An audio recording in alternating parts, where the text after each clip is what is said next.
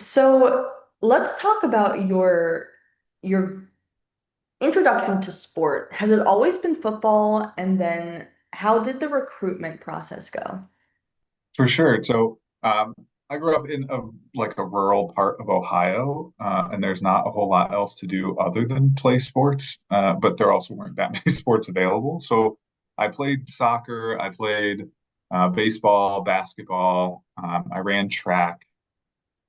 I think those were all kind of the sports available to me. By the time I hit high school, I'd really narrowed it down just to a sport per season. So football in the fall, basketball in the winter, baseball in the spring.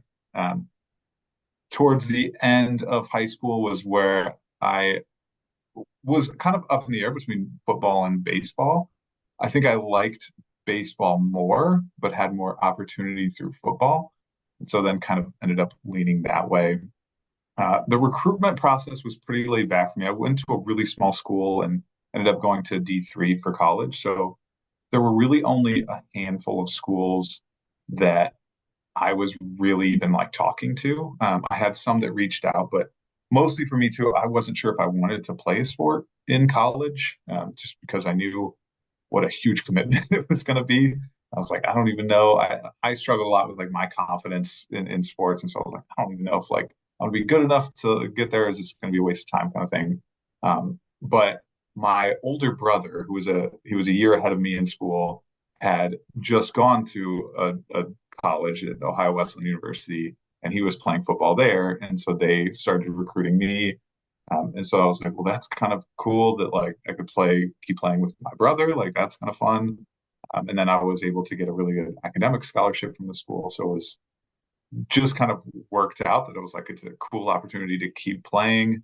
It's an opportunity to play with my brother, and uh, financially worked out really well because of the academic scholarship. So I'm sort of a stars aligning moment a little bit and ended up going there. But the recruitment process for me was really nothing too crazy or overwhelming. It was mostly just a handful of schools. I'm kind of debating, whether I even wanted to try to go play or not. Did you ever feel pushed because your brother was kind of paving a way to a scholarship for you? Very much so. So thankfully, he had nothing to do with the scholarship. So D3, right? No athletic scholarships. I was thankfully very successful in school growing up.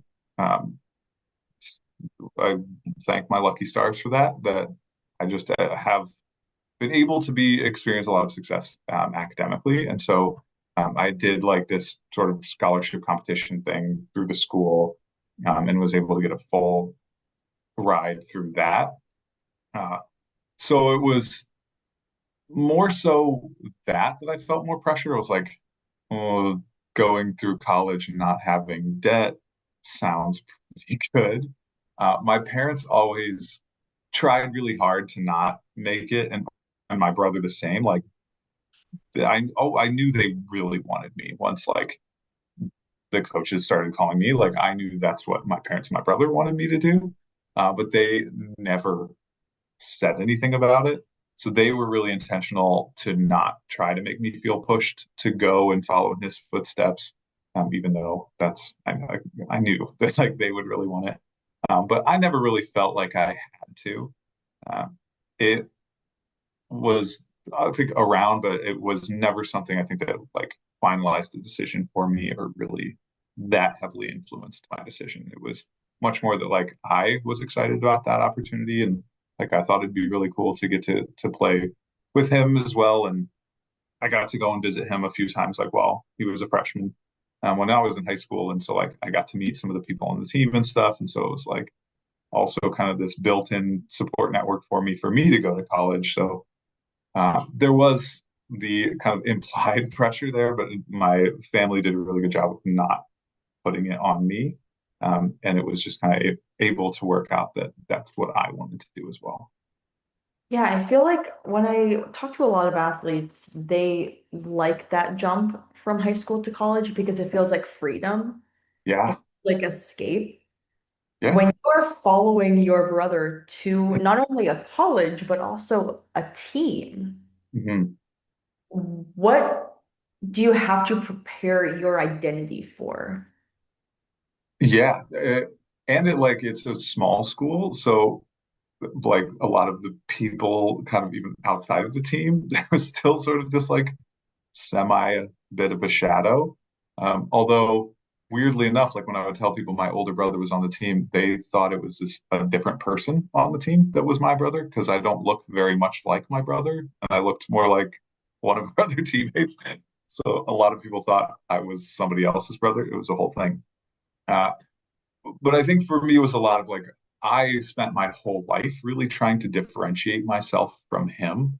And we are very different anyway, like very, very different people. We don't really look that much alike. Like I said, like people didn't believe me when I said, like, no, like Tyler's my brother, like that one. So going, and I grew up in a really small town, like 40 kids in my graduating class. So all my teachers were calling me Tyler through my whole life, like on accident because they had him the year before and then were having me. So they were just so used to like saying that. So I was constantly called his name. So growing up, there was kind of a lot of that for me already anyway. But going to college kind of felt different for me because he had been gone for a year. I knew it was like a just a different avenue in the sense that like he was going into education, so his major was different than mine. I knew we were not going to have any classes together. I think we only had one or two classes, even that we took like overlap, never at the same time. But like I can remember like one professor who was like, "Oh, I recognize that name." I was like, "Yeah, you probably. I think you had my brother like a year or two ago." So I had already been doing it anyway, like spending my life kind of differentiating myself. But going into college, I think that was a big sort of emphasis for me was kind of making my own path and kind of making my own identity. But it was sort of easy because I knew I would have a lot of differentiation just from like going to different classes and being around different people a little bit. But we still ended up kind of in the same orbits sort of naturally. So um, yeah, I think really understanding that like I didn't have to follow him and whatever he was doing was like, that's great for you. Like you live your life, you do your thing. We played different positions. So we were like, even in practice, we weren't really overlapping that much. So we were able to kind of like maintain our lives separately, but overlap when and where we wanted to. Did he like you following him around? But that's a good question. I don't know that I've ever asked him that.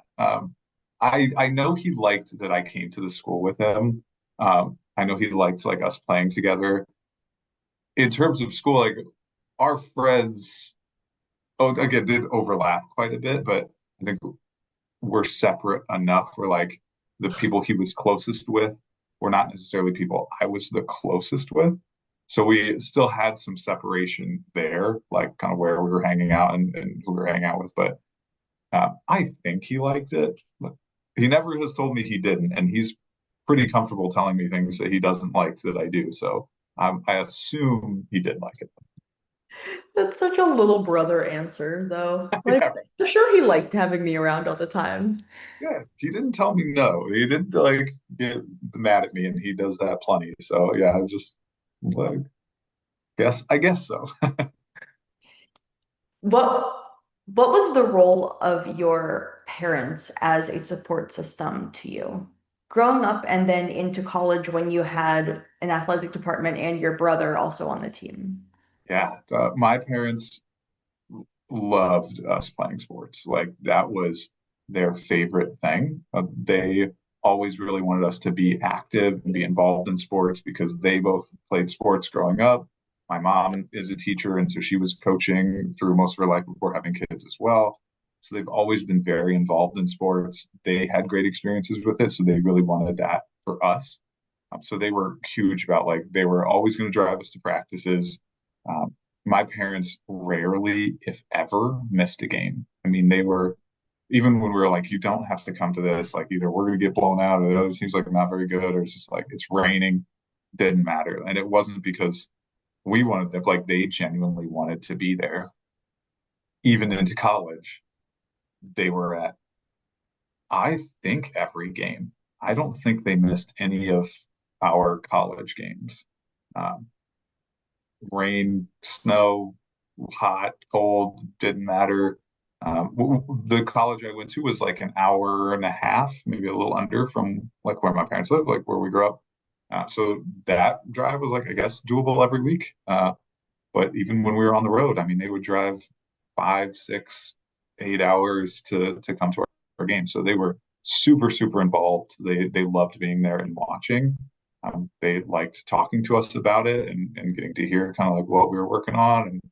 And they knew our coaches and stuff, even in college. Like, thankfully, they were much more hands off in college. Like they knew our coaches, but they weren't like calling our coaches or anything. But they had good relationships with them. Like they've had like their own group of friends, like the other parents of like our teammates and stuff. So like they would all tailgate together. They would all coordinate. Like it was a big part of their identity as like parents of athletes. So they loved it. So they were super, super heavily involved, like very actively involved in our sport experience, um, getting us to places, signing us up for stuff, like helping to support where they could, and just being in attendance always. Honestly, it still blows my mind. Like, you guys did that like like every Saturday for like 5 straight years. You were on the road for at least 4 hours. Like, oh, maniacs, but they loved it. So it was really cool for us too to get to have them there and just kind of know like they're going to be there, whether whether we want them there or not. They're going to be there because they love being around. They love to support us. How did your parents being so hands-on impact your self-efficacy? That's a good question. Uh, I think in some ways it it hurt at times. Like I think like logistically because they took care of so much stuff for us. Like, even into like middle school and high school, like they were just so organized. And my mom is like, again, she's a teacher. She's like the most stereotypical typical teacher too, where like she's got everything planned out like months in ahead. Like, uh, and so she would have things taken care of for us that like, everything's washed, everything's ready to go, like before we even thought about needing to have anything or do anything.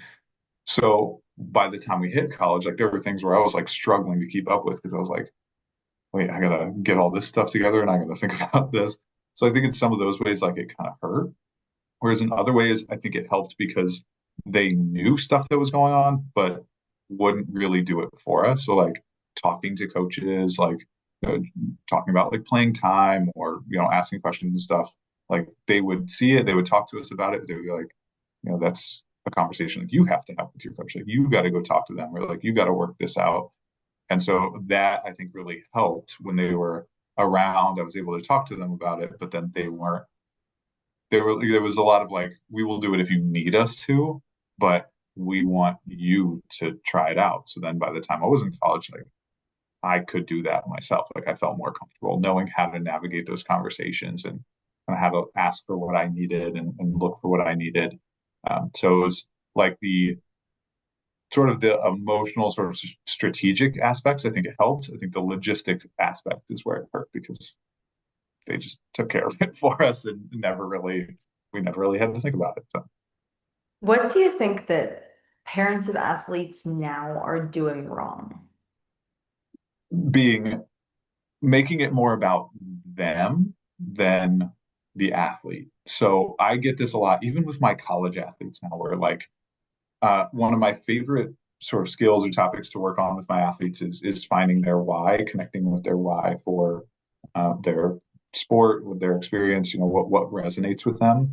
And I will still have a good chunk of athletes say like, because my parents want me to. I'm like, you are 20 years old on full scholarship at a Division I school, and you're doing this because like your dad's going to be mad at you if you stop playing this sport. Like, and it's they're not playing for them anymore. So when this their sport experience becomes about the parent because like they want them to be in this sport rather than they're supporting the athlete doing what they want to do. And it can look a bunch of different ways. Like I don't think it's even necessarily consistent across the board in how that looks. Some people, it's like, those parents who are screaming and yelling in the stands and, like yelling at coaches because their kid's not playing enough. But other times it's the parents that are like, a kid gets home from practice and then they take them out into the backyard and they're running YouTube or drills they saw on YouTube with them. It's like, okay, we just, is that really what's best for them? Do they need additional training from a coach, especially coach parents that didn't play that sport or didn't know anything about that sport? They're just like finding drills on YouTube. Like it becomes more about like them and what they want rather than supporting the athlete do what they want to do. So that is probably the biggest kind of problem or mistake that I see parents making is just forgetting that it's not about them. It's that they are in the support role here to help the athlete, and all of the actions should really be viewed through that lens. Is what I'm doing, helping them explore their interests, helping them engage with what they want to do, or is it am I doing it because I want them to do a certain thing, or I want their interests to look a certain way. How do you approach an athlete who is motivated by an external source who you have deemed has zero interest in continuing to play? What do It you say to that athlete? Yeah. Usually, I mean, I try to get it more so from like they have to realize it. I can tell them that and be like, you're playing this sport, like you clearly don't care to be here. Uh, and I think that just tends to push them away because they don't want to have to face that like reality. And sometimes that difficulty of acknowledging that I'm doing this because my parents are making me do this, like I actually don't want to be here. And then what does that mean if I do take that next step of leaving this sport? Because well, now I have to deal with the repercussions of like my parents being mad. I have to talk to my coach. My coach might be mad at me. If I'm on scholarship, does it mean, that I have to lose the scholarship? Do I have to change schools? But it is also still part of their identity, even if they're not necessarily doing it because they want to do it. They are still the ones that are like in there every day and traveling. So it's still like, okay, but now this thing that I've been doing for 15 years, I'm just not going to do anymore. Like, what does that look like? So I try to really ease our way into that conversation in terms of, like, if you want to continue with your sport, can we find ways to reconnect with your initial reasons for joining? So, can we make it more about you choosing to be here? Because I think a lot of times I don't necessarily think that you have to enjoy playing your sport to still get the most out of it. Uh, I know a lot of successful athletes that aren't really there because they love it anymore, but they're there for other reasons that can still be internally um, motivated. So, like scholarship money, while an external source, I think can still be really integrated with our values because it might represent something like it's paying for my education. So I don't necessarily have to love my sport to still commit to being the best I can because I'm here and I'm doing it and it keeps me on scholarship and that's providing me, a future where I can get a degree and not have to pay for it later. It gets paid for by this sport. So finding ways to kind of reconnect with like, why are you doing it? Even if it's not because I love this sport and it's just like, I just want to be here every day. But can we at least identify a value that it's serving a purpose in your life, can make it meaningful to you at least, and making it more about you choosing to be there rather than someone else choosing for you. Because if it's not serving any purpose or it's not worth it, because you're spending a lot of time, a lot of energy doing this, if it's not worth it for you, we can also talk about what that looks like. Because I think for some athletes, even just exploring the fact that like a door exists that you can walk out of, like, I mean, I've had that conversation with athletes where I'll just say, like, you could leave today. You could walk out of this gym and never come back. You could, like, you could make that choice right now. So why don't you? And we get to sort of explore the other end of things, which is kind of like what's stopping you from leaving the sport? And is that again, is that sort of worth how much you're putting into it, or what it's costing you here? So, kind of trying to navigate to see what's really going on for that particular athlete. Is it that they're just scared of what it means to leave? Is it that they're reliant on certain things? Is it that they just haven't even really thought about it, and that's causing issues? But the more that we can clarify, then why it is that you're here, what it is that you value, and making it more of a internal choice, more about their autonomy than about being compelled to be there or being reliant on something else. How did you decide that you were going to double major in neuroscience and psychology? I mean, those are both brain related, but they're very different disciplines. Yeah. Uh, so I started with neuroscience, and that was because I when I first was going into college, I wanted to go to med school. I thought like working in a hospital, being a doctor, that was like, I gotta go do that. That's my path. But I didn't want to do like bio or chem. I didn't want like a pre-med, and the college had like recently started a neuroscience major, and I was like, "Ooh, that sounds kind of cool," because then I can do like I was kind of interested in psych, didn't know much about it, but I was like, this feels like a happy medium that would be great for getting into med school, but also not sort of just your kind of typical bio or chem. And then through my neuroscience major, I had to take like five psych classes anyway. So through my neuroscience major, I automatically qualified for a psych minor. And I was like, I mean, if I take an extra, like, I think it was like two or three classes to get a major, and I was like, well, that would look even better for me. And I like psych, so why not? So it was kind of just like that. It was that I was close to a major with my neuroscience degree already, and I thought it would like look better, but also I was interested in it. So it was kind of a win-win for me that I get to pick up a few more classes in psych. So I got to take a few other classes that I was like, I'm interested in, but weren't required for my neuroscience degree. So I took like a child psych class. I took like a psychopharmacology class, like some other classes that were just a little bit outside that were really interesting and really cool. And I was super excited to do it. So yeah, a little bit because I was interested and a little bit because of, how it would look on a resume. So when did you decide that you were gonna get your master's in sports psych? I like to say I stumbled into this field, and I hear that a lot. uh, I didn't even know sports tech was a field until I think it was so my sophomore year of college. I got hit in a game and shattered my collarbone and tore all the ligaments in my shoulder. So after surgery, I became really close with my athletic trainer because we're spending a whole lot of time together. Because it was really early in the season too. So I'm at practice, just like she helped make me like I was like an athletic training intern, so I got to do like a work study. She was the best. Shout out to Julie, I still love her. Uh, and so she actually gave me a referral for a sports psychologist that was working at Ohio State at the time. And I remember being like, oh, like a sports psychologist, like that's kind of cool. I'm a 19-year-old football player who so of course I don't need it, right? I'm too tough. And now I look back, well, you idiot, right? But that was kind of my first introduction to like, oh, there's a specialization within psych with sports. Like I didn't know that was a thing. I'm like, that sounds kind of cool. And so it was then towards my senior year where I really started looking into post grad.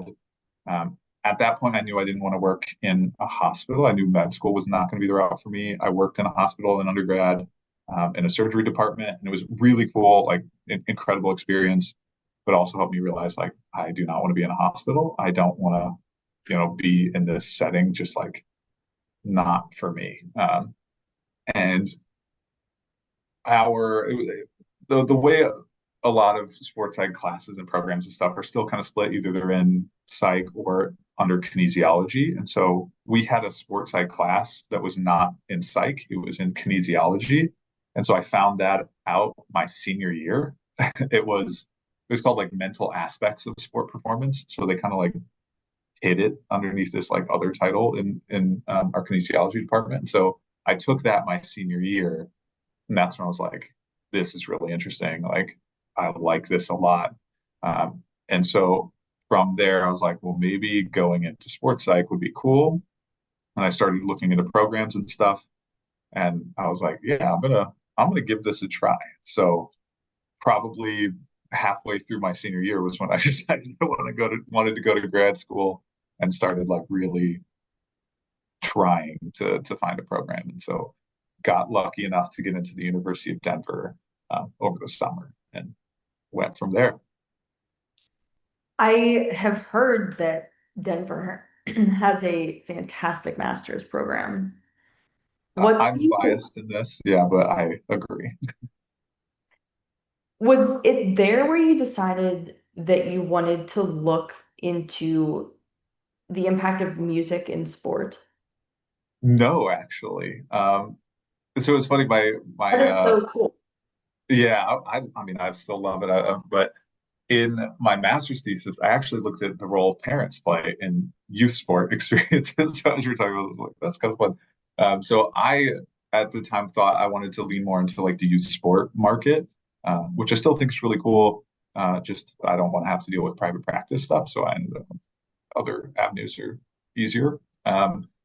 So I was more of like interested in working with like youth athletes, kind of seeing development and life skill development through sport. And it wasn't until being in West Virginia when the connection with like music in sport came up for me. And that was through uh, more of my research was kind of shifting towards emotion regulation in sport. And I played baseball growing up. Like I loved the idea of like walk up songs and stuff. And um, well, our team, every football game, like our speakers were blasting, even practice, like music was blasting all the time, everywhere. And so as I was doing, working with some athletes, I was trying to come up with some new session topics. And one of them we were kind of talking about like emotion regulation. I was like, how can I kind of get them thinking about identifying emotions and sort of their emotional reactions?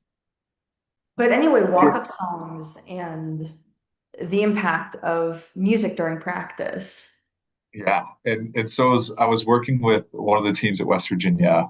Yeah, I was wanted to. We were trying to work on some emotion regulation stuff, and so I was like trying to design a session and thinking. I wanted them thinking more about how they can identify their own emotional reactions and some of the physical reactions that happen. And I was like, well, maybe like I could play them different songs and get them to because I knew like songs might elicit emotions and so like it was me kind of randomly stumbling into stuff. I swear that I was like, oh, that could be cool. And then going like this session was really fun to run and like it was fun. I made them like a little worksheet where I made this like playlist of songs, played them a little bit of the song, so they had to listen and then kind of write down like, well, what kind of emotions like came up for you? What do you think sort of is meant to be portrayed in this song? Just to get them trying to like expand emotional vocabulary a little bit as well.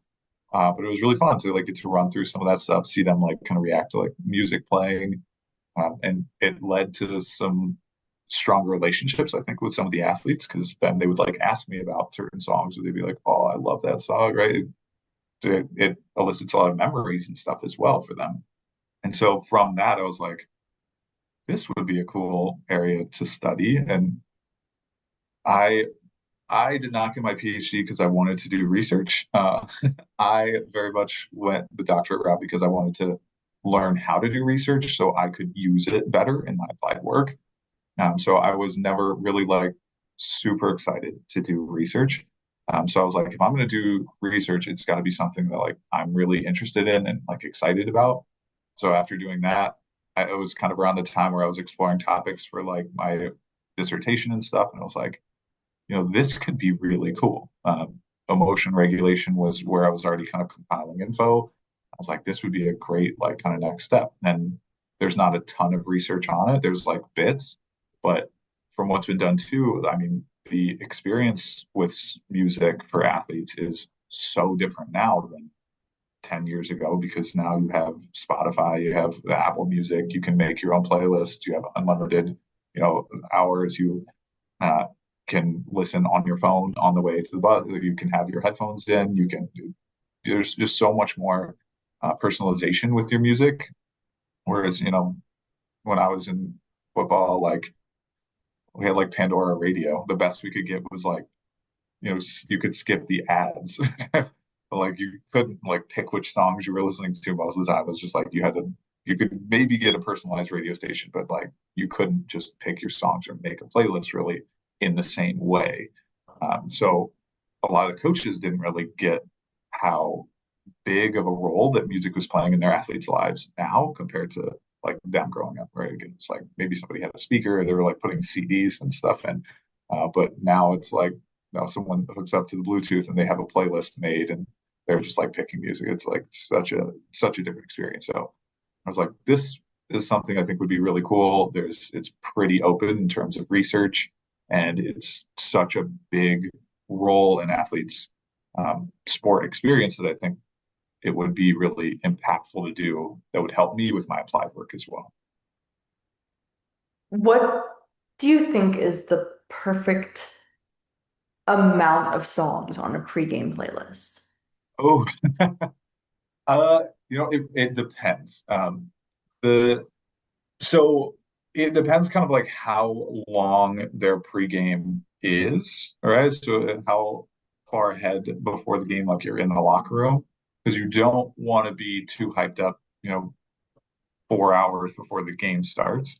But some people don't want to start listening to music or they really only use it. So it more so depends on how you actually use your music.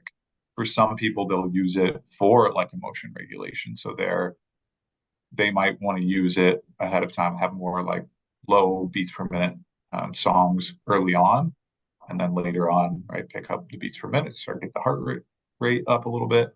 But for others, it's more of like a group cohesion sort of experience. So having music on like on the speaker, you're like kind of hanging out with your teammates and you got music on there. So it's a cool way of like kind of getting on the same page, getting to know each other, like having a shared experience.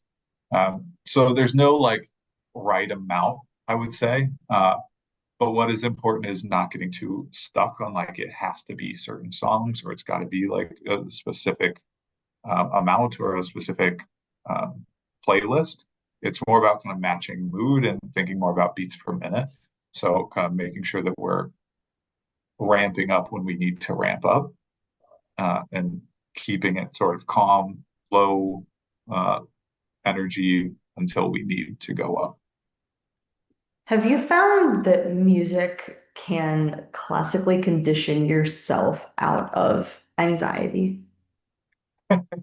Uh, a little bit. Like, can you Yeah, so Pavlov yourself out of an anxiety attack via music? I think you probably could. I think where again a lot of athletes kind of end up using music in an unhelpful way is we all sort of have this idea that I'm supposed to listen to pump up music before I go perform. Uh, but I use eyes off a lot with people and sort of where they're functioning at their best. And for not everyone, like you're not going to be at a 10. You don't want to be at a 10. You're not going to play your best at a 10. You're like a little bit too activated. And so the problem a lot of athletes run into is like they're feeling anxious and then they're listening to music that's got really high beats per minute and it's like this pump up song. And they're just like adding to their sort of activation level, which is not what we want. So I think you probably could sort of condition yourself out of anxiety responses by pairing the experience with a lower beats per minute, like calming, relaxing song, uh, rather than when we sort of get conditioned to feel more anxious because we're about to go play. You can kind of pair that experience with hopefully an opposite experience where you kind of like if you're able to just like be in your locker and put your headphones in and listen to so the beats per minute really is the biggest piece. And so you want to go for like beats per minute and your sort of experience and reaction to the song. So pairing that ahead of time, I think probably would help condition yourself out, which would be great. What was the most surprising takeaway that you found from your dissertation research? From the dissertation research, so probably the most interesting thing, I had a few guys talk about how the music before games was a way of getting to know each other. So, like culturally, was one way that people talked about. Like some of the guys that were from the U.S., from more like rural areas, they're like, I mostly listen to like country or rock growing up, and then I've got guys playing like rap, and so like I'll be like, oh, like what's this song? And so then you're talking to people about like this song, and then sort of through their music interests, you get to know about their backgrounds. They're like, obviously, there's a lot of like guys from the Dominican and that listen to more like Latin music, and so they're like, I don't know what's going on in the song, but I see them getting excited, and then like I get kind of excited. So then it's like this shared experience where they're getting to hear and learn more about their teammates because of the music that's put on and how they react to it, and vice versa. Like they get to share some of their culture, their background, their experience, so like they're putting on certain music that like is important or meaningful to them. And then you get to have conversations, you sort of get to talk. So that one really interests me. I was like, oh, that's, you know, I feel like that happens a lot, but we don't necessarily think about it being like, I'm going to play you a song because I want to tell you about, where I grew up or like where I'm from. Or, but it sort of happens by default because we're just trying to like get into a certain mood or a certain mindset that then we end up getting to share with others. So that one really surprised me, and I was like, that's really cool. It's so interesting that we're talking about this because when I was doing the first season of this podcast, I actually put together a playlist of songs. I Nice. asked all of my guests from that season, what is a song that I think at the time the question was posed as, what, give me a song that calms you down or like chills you out. And I Yeah, put all of them in a YouTube playlist, but that playlist was crazy because these athletes had such a variety of different backgrounds and ethnicities and sports and just things that made them tick and things that made them more relaxed. And I think that when you're talking about the variety of music that you can bring onto a team-based playlist, I think that that kind of jogged my memory. What do you think is the most important as it relates to team cohesion aspect of music? the variability I think is really big, and so through the research that I've done, and then as a result, like talking to people about it, it's funny. Everyone will talk about like there's usually one or two people on the team that are sort of like the music person that like when they get there, their phone goes on the aux or they get connected to the Bluetooth. Like even if someone else is already connected, like they kind of take over, whether it's somebody sort of older in the team or, but usually it's somebody that like has the widest taste in music, like the most varied taste. So they end up playing a wider variety of music.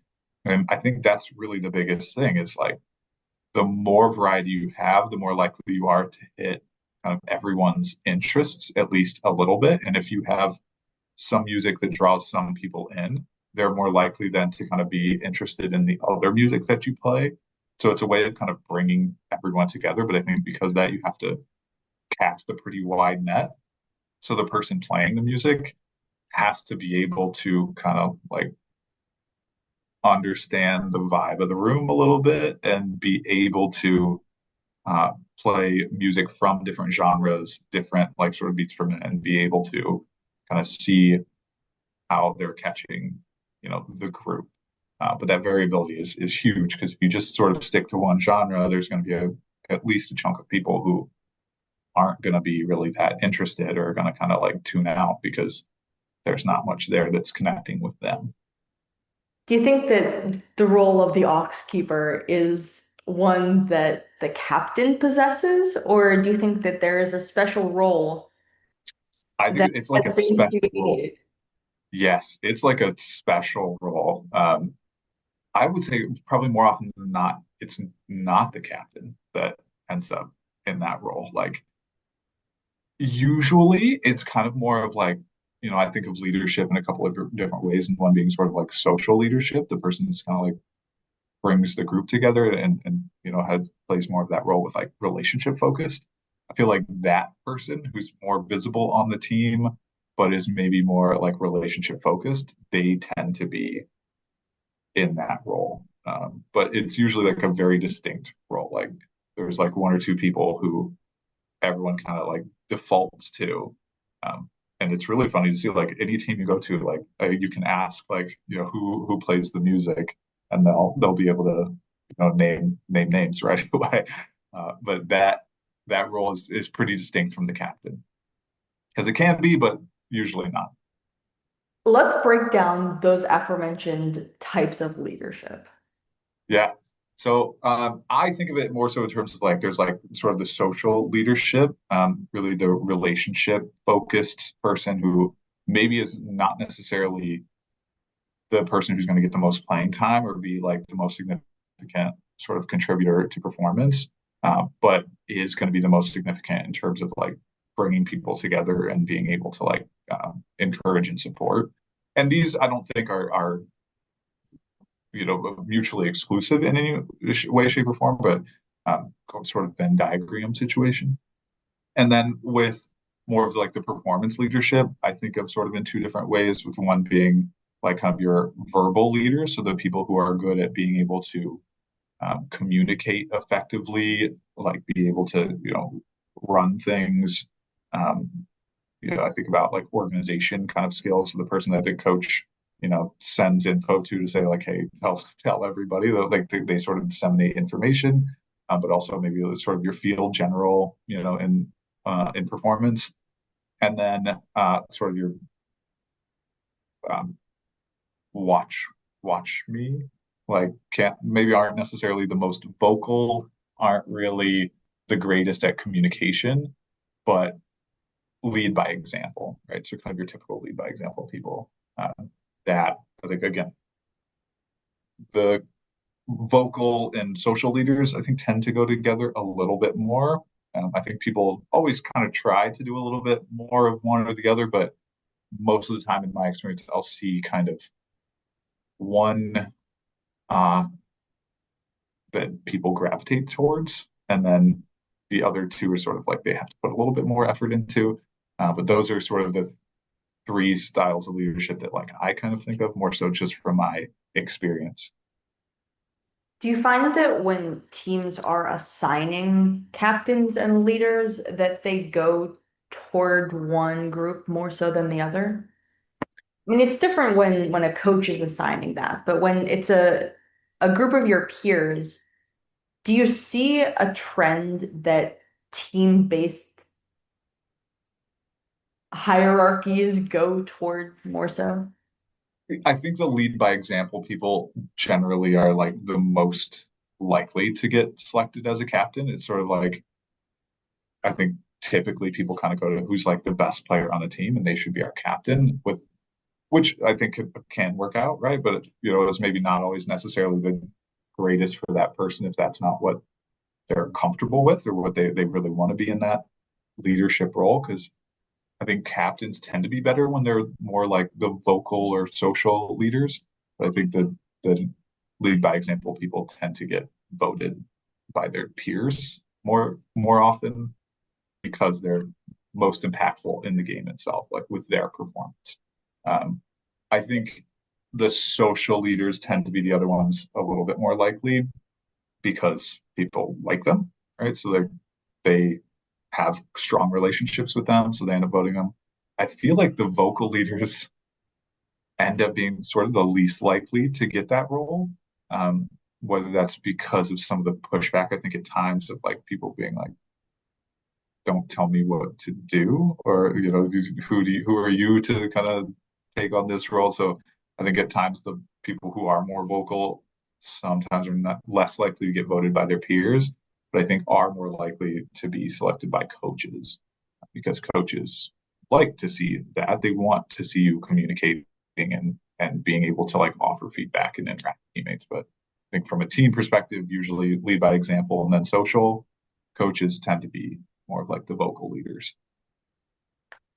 What was the toll of COVID on your clientele when suddenly there were no leaders because there were no teams? Yeah. So I had a weird experience with COVID. I don't know if anyone had like a super normal experience with COVID, but I started my job at Oakland as COVID like started. Like I moved up to Michigan in May of 2020 and started or yeah, started my job in May of 2020. So I was starting and didn't have any relationship with like any of the athletes or teams or anything. So it was interesting because like there weren't as necessarily a lot of people like reaching out to me because they didn't Oakland had just hired someone. There wasn't someone in the role before, so they didn't necessarily know to use it as a resource, but also didn't know me.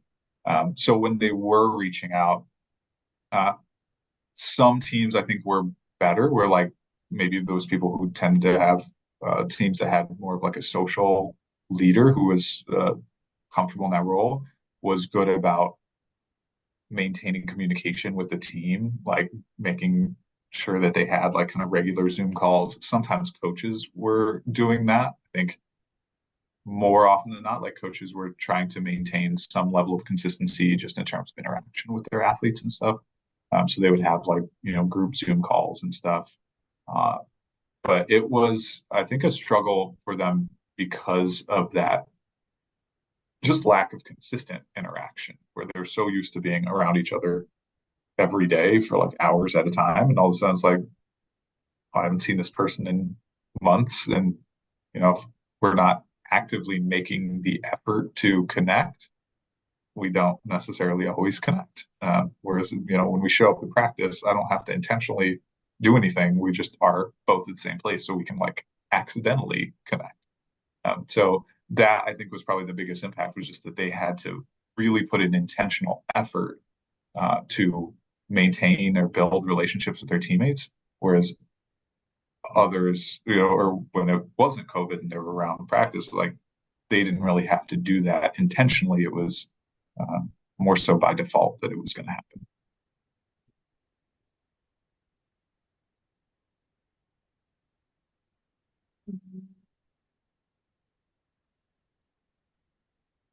So when you got the job at Oakland, they had just created that position. Yeah. So you graduate with your PhD right into COVID to a Mhm. new position, untested, no boundaries, Yeah. but also no roadmap. Yeah. How did you conduct that first season? It was wild. I mean, usually, like when I'm going into places with like a new position, I just think of it as like trial and error. So kind of like with my older brother, it was kind of like if they'll tell me if I'm doing something wrong, but if nobody's telling me anything's wrong, then I'm just going to do what I feel like is best based on my training and my experience, and we'll make adjustments if people want adjustments to be made. But with that, it was like, I mean, I don't know. There's never been anyone in this role, and there's no practices or anything happening. So like I don't really know how often I should be in contact with these teams. I don't really know any of these coaches. So some, coaches tend to be not super strict barriers with others, but they're not necessarily going to invite this random new person in to come to these like Zoom meetings that are just meant to like keep them in contact with one another. So for me, it was a lot of like, I'm just going to reach out and try to build relationships to offer to be around as much as I can. And my position was split between the counseling center and athletic department. So I was like 50-50. So I ended up with a lot of like clients and stuff, which I would get sent sort of the student athletes most of the time anyway. So that helped me with building relationships. The word of mouth from teammates is the best way to build relationships on teams, I think. So like as I was working with some athletes and they were sharing with teammates like, oh no, I met him. He's not that terrible. That's the best way for me to get buy-in from other teams. And so there's a lot of just like, hey, when you are around, like, can I come to a practice once things are back up and running? Just reaching out, checking in on people. I make it an emphasis to build relationships with athletic trainers. I think they partially because of Julie, my experience, my athletic trainer. But from that, I also realized how much athletic trainers know about the players and the team dynamics. I would argue that athletic trainers know more than coaches about players and team dynamics because athletic trainers hear everything.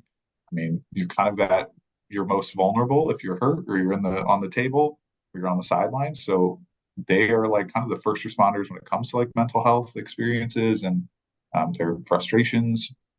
So I was like, I'm going to make sure that I spend time chatting with the athletic trainers and going to their meetings and getting to know the sports medicine staff because that's where I'm going to get the best insights on team dynamics because coaches will kind of see at times what the players want them to see.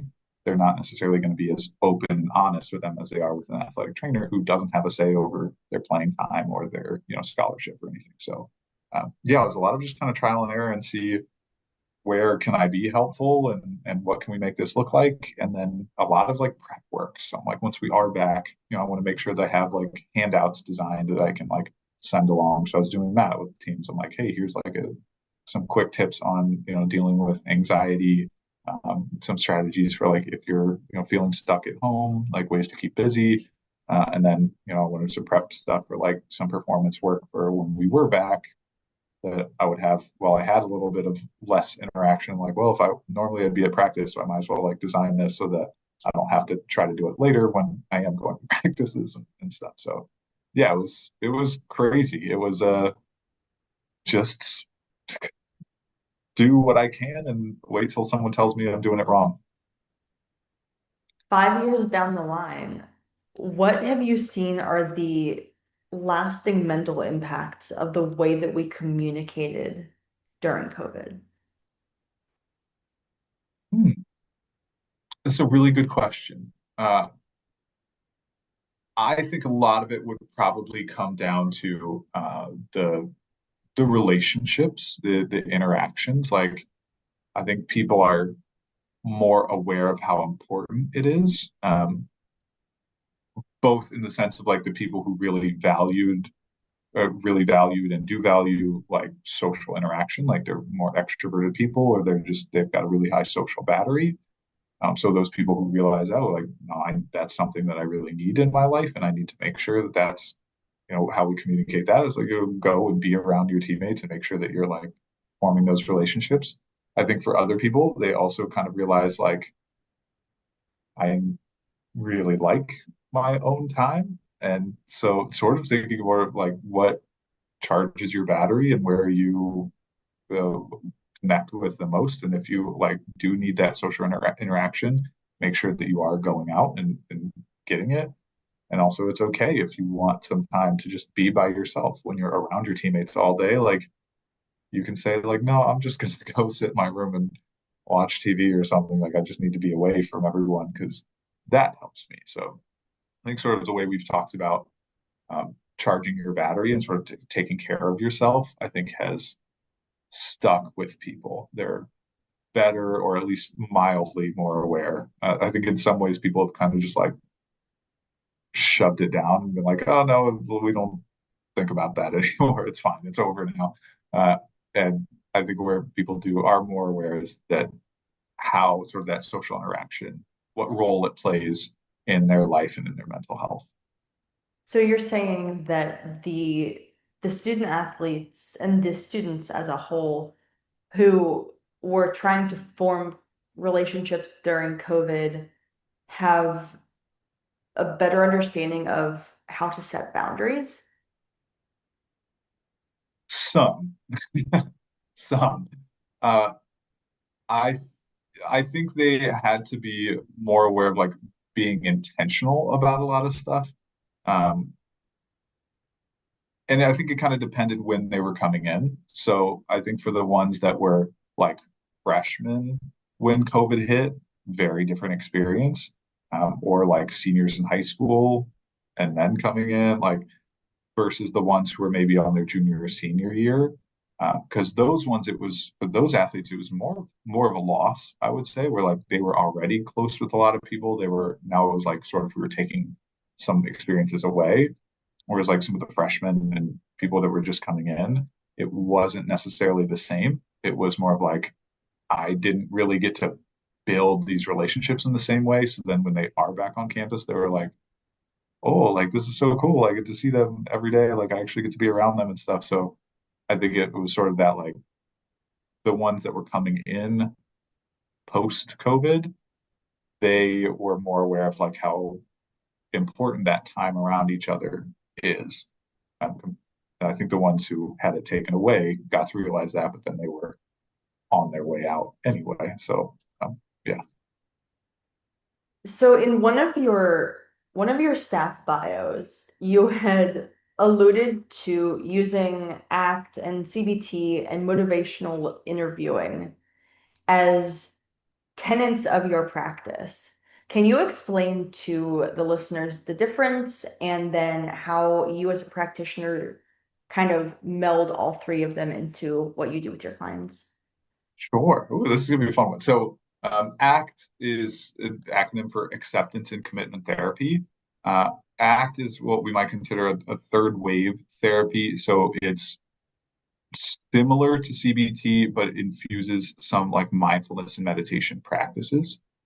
So CBT, acronym for Cognitive Behavioral Therapy, is really focused on identifying sort of desired and undesired behaviors, thoughts, and emotions, and working on making changes to increase desired behaviors, thoughts, and emotions, and decrease unwanted thoughts, behaviors, and emotions.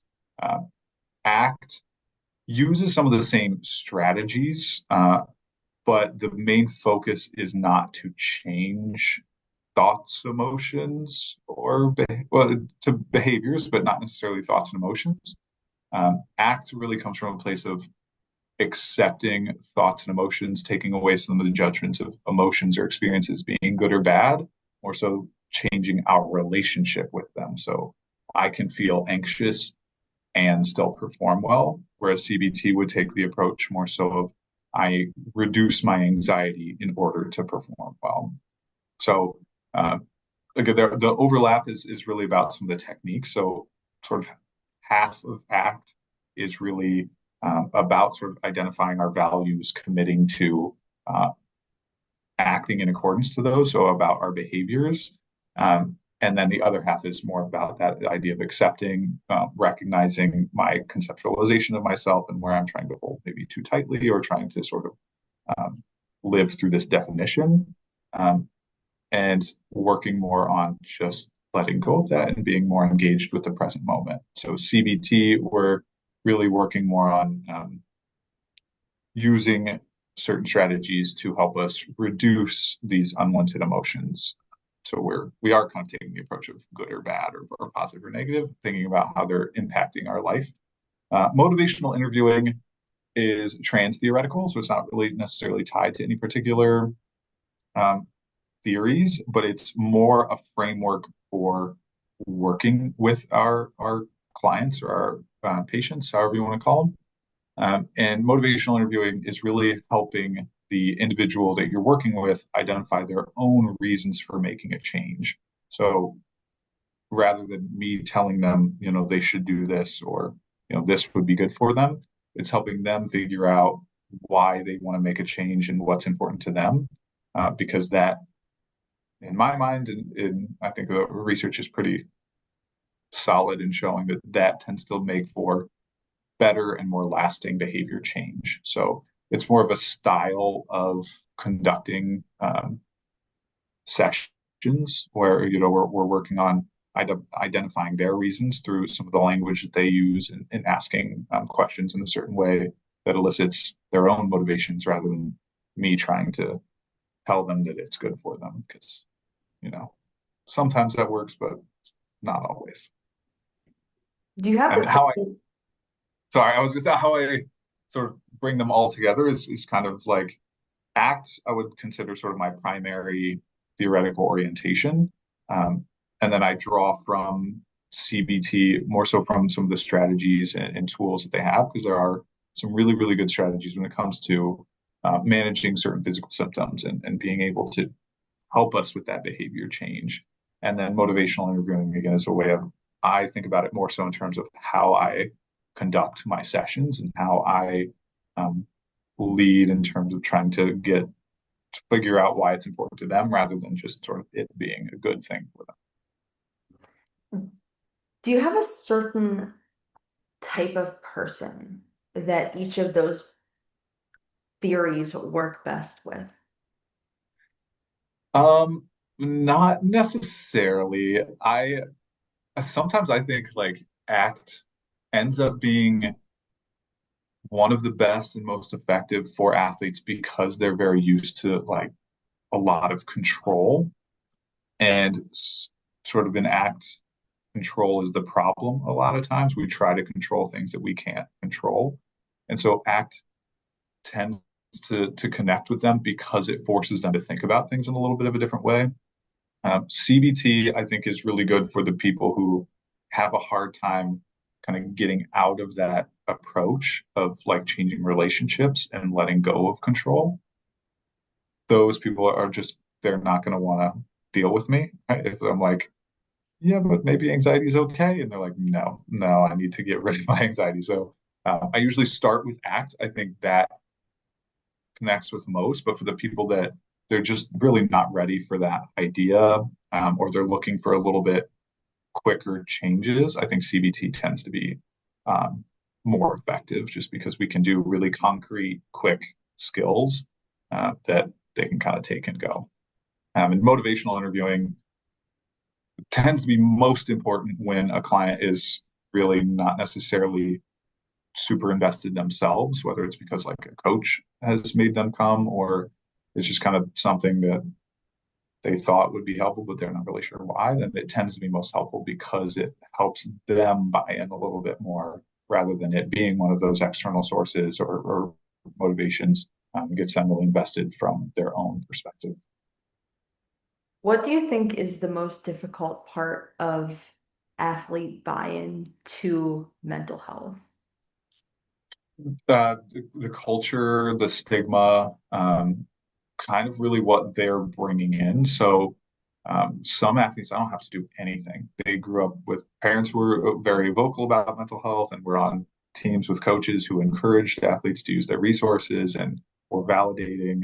And then I have other athletes who you would think I'm giving them a root canal. Like um, they don't ever need to talk to me. There's nothing that I could ever do that would be helpful for them. They already know what I'm going to say.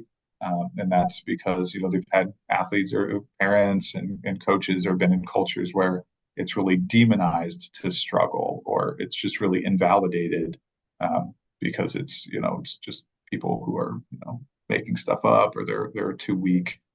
So I think the stigma and sort of the cultural experiences that they've had growing up tends to be the hardest with buy-in because it can make it super easy or it can make it at sometimes impossible because they already sort of have these ideas and assumptions about what it means to go and what it's going to be like to work with a sports psych provider. So coaches play a big role in that growing up, even I would say more so than college.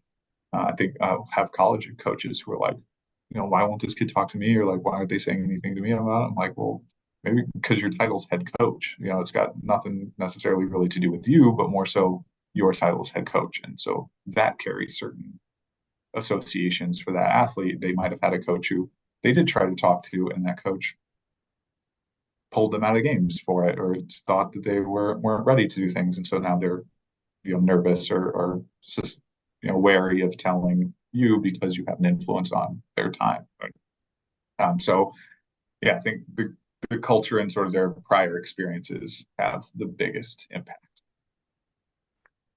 That is the end of my questioning. We have 3 minutes left on this interview. Is there anything else that you think that I missed about telling your story, the work that you do? The floor is I yours. Yeah, I mean, so my experience now too is a little different, like being in the health system. Uh, like I was saying before, I think I get a much wider reach, but less time. And so that's been kind of an adjustment from a professional standpoint too, of trying to make the most, get the most impact out of the least amount of time that I've ever had before. So it's cool again in the reach that I get, but it's a struggle for me because what I love is relationships, and those are much harder to build when I'm spread so thin. But it's really cool too to get the opportunity to work with like different levels. I work everywhere from, 15-year-old high school athletes to professional athletes to retired former professional athletes. And so it's really cool to get to see kind of the similarities and experiences across the spectrum of where you are in your playing career and um, getting to see and work with some of the unique challenges that come from, being in high school versus being a professional athlete and that everyone struggles with something. It's all hard in some ways and it's all really rewarding in some ways. So yeah, it's everyone going to sports psych. It's a great time.